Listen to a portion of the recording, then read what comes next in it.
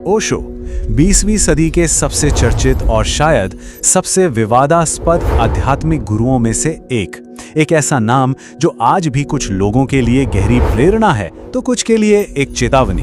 तो आखिर कौन थे ओशो?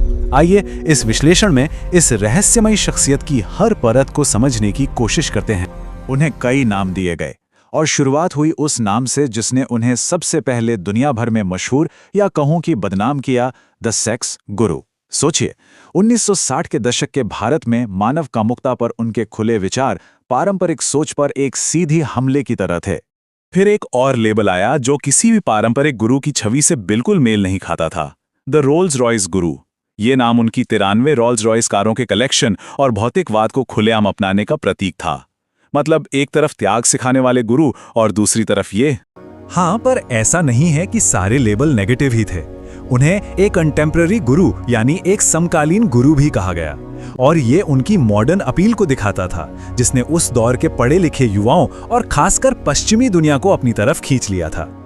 और फिर आया सबसे निंदनीय और सबसे डरावना लेबल जो उनके फॉलोअर्स के आपराधिक कामों से जुड़ा था, स्पिरिचुअल टेररिस्ट। ये उनके आंदोलन के सबसे काले दौर की तरफ इशारा करता है। सेक्स गुरु, रोल्स रॉयस गुरु, कंटेम्पररी गुरु, स्पिरिचुअल टेररिस्ट, इतने सारे अलग अलग एक दूसरे से बिल्कुल उलट चेहरों के बीच असली ओशो कौन था? इस सवाल का जवाब खोजने के लिए हमें उनके संदेश और उनके तरीकों दोनों को गहराई से समझना होगा।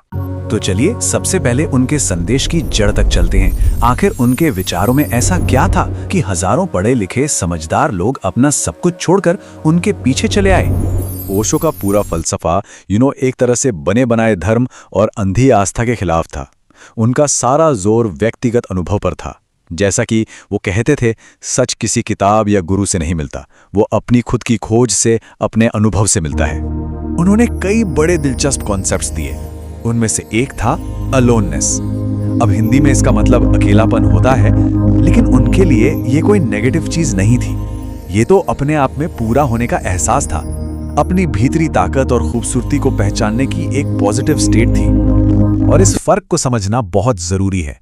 देखिए, एक तरफ है तन्हाई मतलब लोनलीनेस, जो किसी की कमी, दर्द और डर का एहसास है, और दूसरी तरफ है अकेलापन मतलब अलोननेस, जो अपनी मौजूदगी, अपनी शक्ति और आजादी का एहसास है।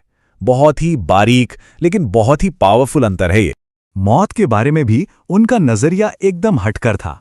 उनका मानना था कि जो लोग अपनी जिंदगी को पूरी तरह से जीते हैं, उनके लिए मौत कोई दुश्मन नहीं बल्कि जिंदगी का एक खूबसूरत पड़ाव है।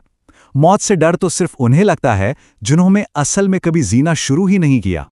तो ये तो हो गए उनके कुछ क्रांतिकारी विचार, लेकिन इन विचारों तक पहुंचने के जो उनके तरीके थे ना, वो शायद विचारों से भी ज्यादा कंट्रोवर्शियल थे।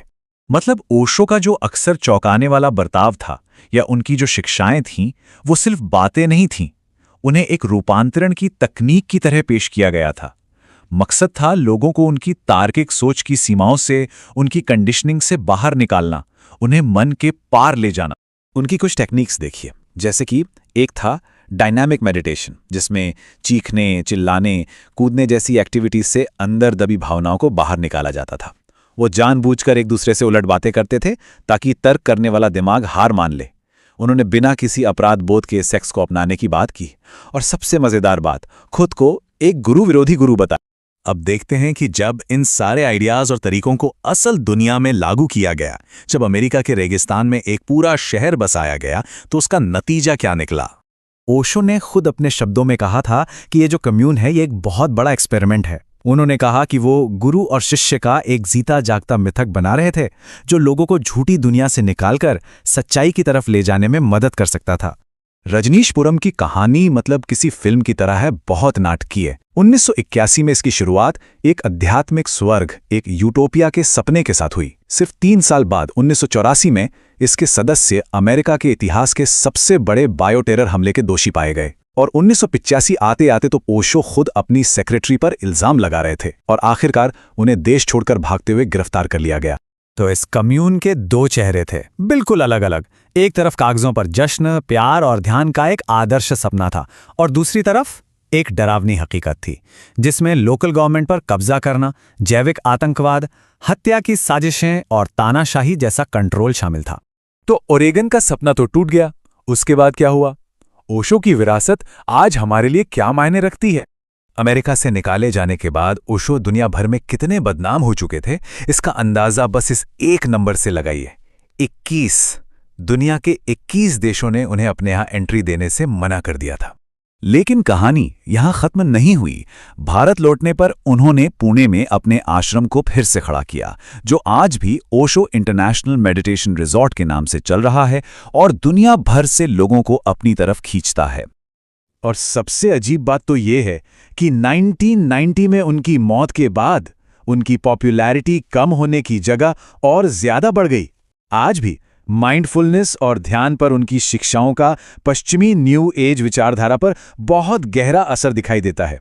तो हम घूम फिरकर वापस उसी मूल सवाल पर आ जाते हैं, रहस्यवादी या मायावी? शायद इसका कोई सीधा आसान जवाब है ही नहीं।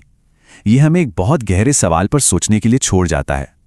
क्या एक फ्लॉड मैसेंजर, एक ऐसा इंसान जिसमें बहुत सी कमियां हो, वो एक ऐसा संदेश दे सकता है जो समय से परे हो, जो टाइमलेस हो? इसका फैसला शायद हर किसी को खुद करना होगा।